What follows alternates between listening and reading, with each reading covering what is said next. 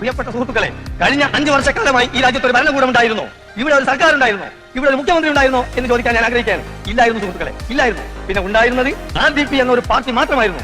അവരുടെ അഴിഞ്ഞാട്ടമായിരുന്നു.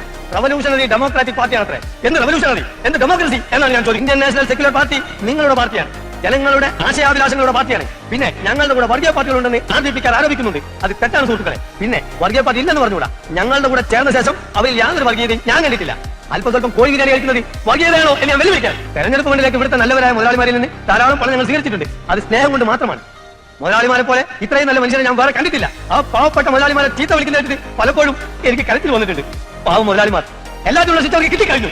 ഈ മാനങ്കര മണ്ഡലത്തിൽ ചില RDP കോമാളികൾ ഒരു പ്രഖ്യാപനം നടത്തിയത് സുഹൃത്തുക്കളെ, ഈ തെരഞ്ഞെടുപ്പിൽ INSP ജയിക്കുകയാണെങ്കിൽ അത് അവരുടെ പാതി മീശരത്തെ കവലയിലൂടെ നടക്കുമെന്ന് ഞാൻ അവരെ ക്ഷണിക്കുകയാണ്. നാണവും മാനവും ഉളുപ്പും അല്പമെങ്കിലും തീണ്ടിയിട്ടുണ്ടെങ്കിൽ, വാക്കിന് വിലയുണ്ടെങ്കിൽ ഇങ്ങോട്ട് വരൂ, മീശ